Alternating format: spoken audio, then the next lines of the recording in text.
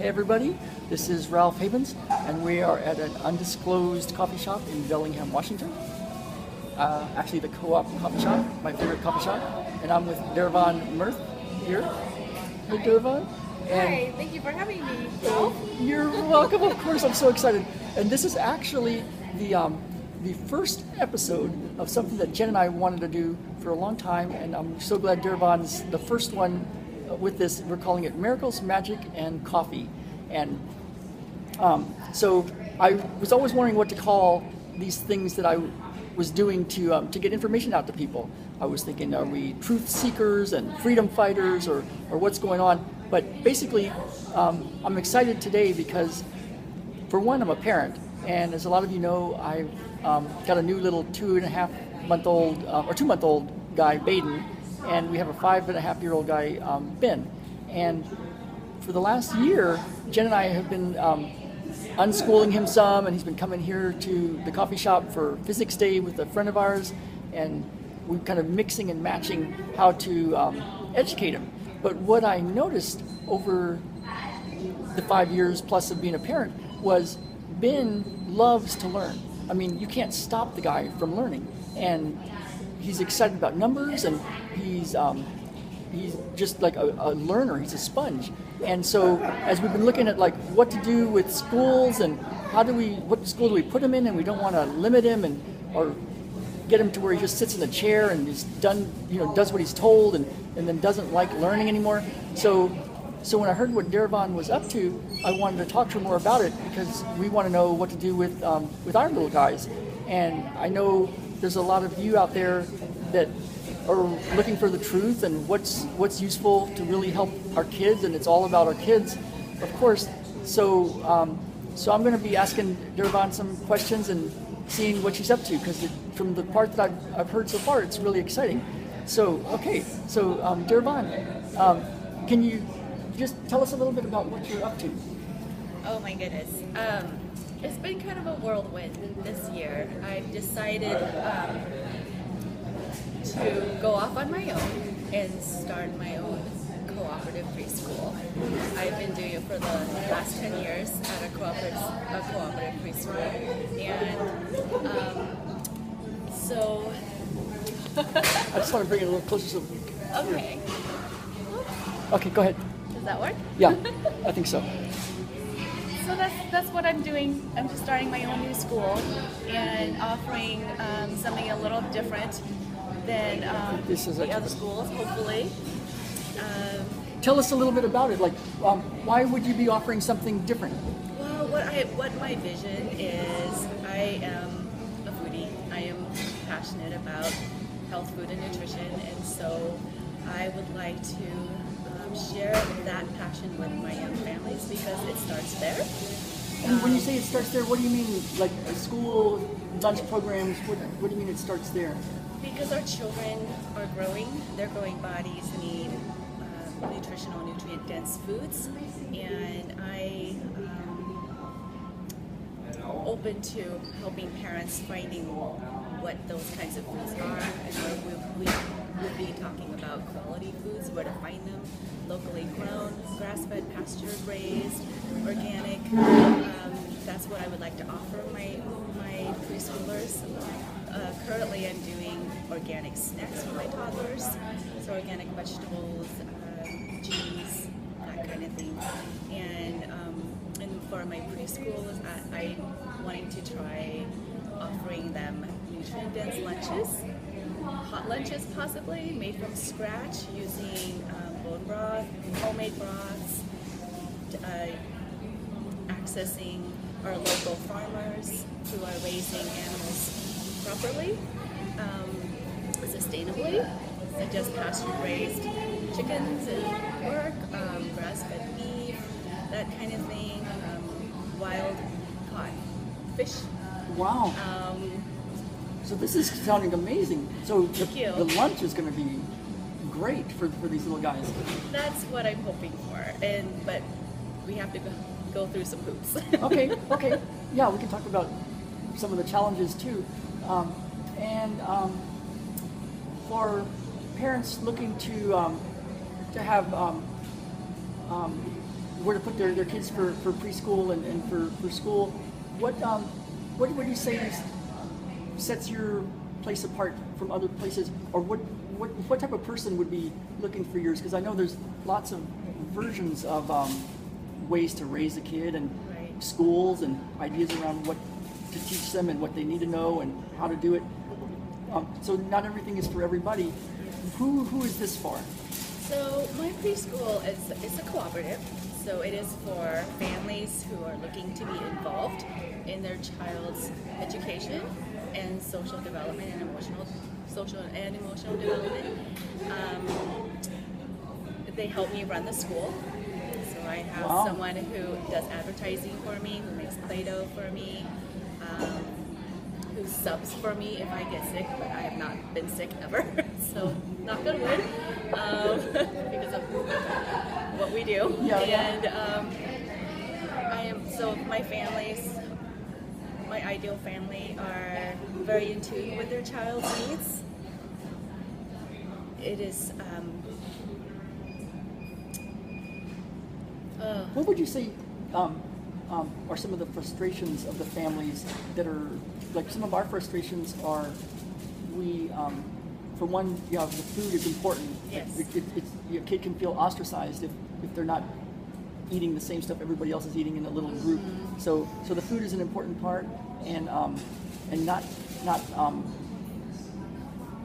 forcing a child to do something that then makes it where they don't really like to learn.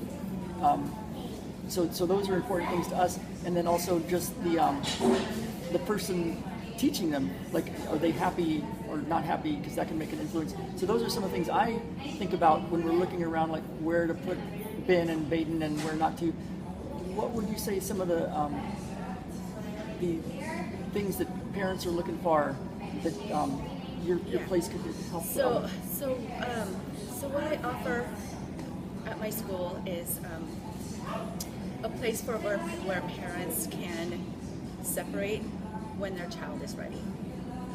And I believe in gentle separations, because you talk about how babies and moms and their parents are very connected from birth on. And I try not to traumatize children in that way, and I support the families where they're at and where they want to be in their separation. That's a great way to put it. That is a big one for Yes. families that I know. Right, because I think it's important for families to listen at this time to their children, what their needs are, because maybe there are things going on in their family, maybe there's a new baby and that's why they're more clingy, or there's lots of changes happening in the family besides baby, there's other stuff, maybe there's something's going on with mom and dad, that kind of thing. Or So the separation, like how to work that in where they can be more on their own, but they're not just like forced in the moment to be on their right, own. because our culture tries to make our children be independent by pushing them to be independent, where I feel like children will be independent when they are ready, when they get their needs and their soul filled with the love and the support that they get from their parents, to say that it's okay. And once they feel that they're full, their needs are met, then they are ready and they're comfortable and they feel safe in my school, in the environment that I provide for them. Then they are ready to let their parents leave. And we do little incremental separations where the parent might be across the hallway. Wow, that's really cool. Or they're just sitting in the room. And sometimes they can go and say hello to their parents. And it's okay with that. And eventually I always assure my parents that they will let you go. I have a teenager, he's hardly ever home anymore. They will go. They will, but you want to give that foundation, build that foundation of security and safetyness and feeling filled, that they are emotionally, that their souls are, all their needs are met. And Wow, that is great. So when their needs are met, then they are definitely ready for that separation. That's great. And then, what's your thoughts on, like, there's so many different schools of thought of how much to teach them and how much, like, whether they're connected to Wi-Fi and cell phones or iPads for learning, or some people say, like the Scandinavians, you just let them play a lot outside and use their bodies, and other schools, of course, traditional ones, it's like they're in a certain chair and there's a certain rule set and there's a certain time for nap time and play time. And what's your feeling on structure like that? So my preschool is very play-based, and I encourage my children to be creative. We have an open-ended and creative imaginative play. All the activities are developmentally appropriate for the ages of 2 to 5 or 6. That's the age group I'm working with. 5 to 6, okay. And they are free to roam. They do not have to sit anywhere. I have all the activities are open for them to explore. So we have the sand table and the Play-Doh table. We have the dramatic house playing area where they can be very deep into their imaginative play. And social development is very important. We help them with mostly what I am focusing on at school is the social and emotional development, because so much research still confirms that is the area that we need to work with our children. And I have students that are very smart, but it's the social and emotional part that needs to be focused on before moving on into the intellectual. Yeah, and I heard something on this Canadian broadcasting the other day that a lot of the high-tech, the people in the high-tech industry that run the high-tech industry, they have schools in the Bay Area now that are Wi-Fi free, like no technology, and their homes are no technology. And these are people that make the technology, which I find interesting. And we've noticed with our son that if he's around a cell phone too much, even a little bit, he gets very OCD-like. And so, what's your thoughts on how to be modern, but also how to just any of the ideas around cell phones or Wi-Fi? Right. So I know that in this day and age, we can't get away from technologies. That's going to be our future, and that they're going to be just enveloped by it. But at our school, we are technology free. I can't say that the building is Wi-Fi free, but we don't do any kind of technology work in the classroom. It's all about just being outside, using their bodies, playing and socializing, being art, That's music, awesome. dancing, everything that a child needs to experience before they go into it, because they're going to be immersed in all that anyway. Yeah, and I noticed that what you said about the socialization part. That's one thing that one reason we're moving back to the city from being out in the countryside is that we noticed Ben really likes groups. He loves to be around a bunch of kids, and so that's really cool that you're doing that. What would you say the step is after preschool? Like, it sounds wonderful, and as a parent, I'm kind of thinking, wow, I'd love to have Daravan teach my boys the first few years of regular school. What's the next step after What's the next step? Well, there are schools out there that may offer what you're looking for. How would you find them? Or what do you like? Because what you just described is like incredibly cool, and then if you could make that where they also get whatever they need in the school world.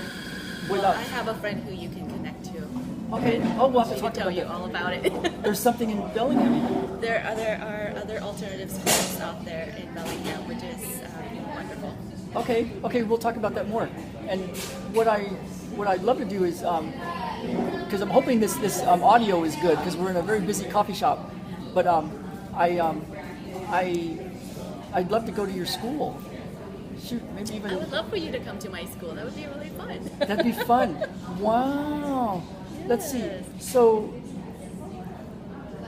let me think. Anything else that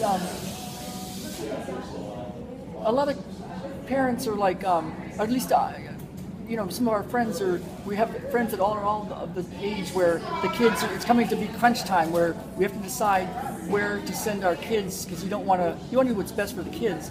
And while unschooling or homeschooling is an option for some, the socialization is so big. Socialization is huge. Yeah, so I know I'm going to keep looking, and I'm interested in what you're up to because that's what I'm looking for. And I know there's other ones. What would you say are the biggest frustrations that some of the parents have that come to see you with when it comes to raising their kids or school or anything that comes up that's like, oh God, this is the thing? Gosh, some of the frustrations. Maybe the frustrations are I have a family a parent who is afraid of, well, how are other parents going to see me? The way I. Oh, gotcha. So the social status of things. Right, and so what I it's so hard for me to talk. That's okay. That's okay. We can talk about this more later. But that's one of the things that, that's interesting. It reminds me of how we raise kids. It's so important with how we are. Right. Because I have like for example, some parents have children who may misbehave or have intense emotional outbursts, or they're hitting, or they're scratching and screaming and biting. Yeah, what do you do with that? So those are concerns parents have, and their frustration may be in finding a place where, oh gosh, is my child going to be accepted for who he or she is? Yeah. And so what we do as a co-op is you build a village. So my school is like a village. It's all our families come together and we help you. For example, if you had a child who is doing a lot of hitting and having emotional outbursts, how can we help you? And that hopefully you will feel comfortable enough to allow us to help you, and where we all come together as a group to support your child and help them maybe have a different problem-solving skills when they have that emotion. Or so we don't do punitive disciplining. We use distraction, choices, and problem-solving and redirecting. That's cool. So my families and I help with that. First, I ask the parent, "Are you okay if I ask the other families to help us with your child in the fighting or hitting?" And hopefully, you won't feel so awful or that you're going to be judged because of that, because we're all in the same boat. We come together to help each other to get through this journey in life, and how to help coach our children emotionally, how to express themselves, and how to problem solve, and eventually they will learn to problem solve on their own. That's cool. Thank you, Daravan. Yes. What I've noticed is having children, if you want to really fix yourself up, spiritually, mentally, emotionally, have children, because you'll have to learn a lot about yourself. So that's good. Yeah, and it's good to know a lot of different resources. I think that's one of the reasons I'm so excited to start working with you, because there's a lot out there to help the kids, from nutrition to how to raise a kid with school and social interactions, and there's so many resources now. And so I'll leave you some links below, and we're going to do another one with Daravan, I can tell, because I want to see her school, and what she's doing is very, very exciting. There's a lot that we haven't talked about, especially in regards to nutrition and some of the things that can be done to help kids really, really thrive. And so Daravan, both her and I are interested in things that have worked, and there are things that have worked. And so we haven't talked a lot about quite a few of these things, but we've dealt with some really good ones, and I'm so excited to have been able to talk with you. So is there anything else you want to say to the families that have been searching for something different and searching for you? Well, we are located on South Hill on 14th Street, across from Lowell Elementary School. And we do have openings for the toddler program. My preschool is full. We do have a waiting list for that, and we are still accepting a waiting list.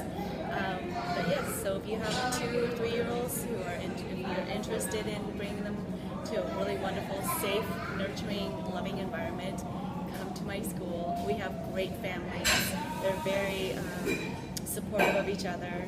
They build their own community, and they are just amazing families. I've always told my families I only get the best families. That's awesome. That's awesome. And we'll leave links below. www.baysidecoop.com, baysidecoop.com. I will leave the links below, and we'll go visit Daravan and her school. So I will see you all soon. This is Ralph Havens. And I'll just say thank you for having me. Of course, Daravan, this has been so cool. I've been so looking forward to it. So Thank you. you're welcome. Thank you. Okay, bye everybody.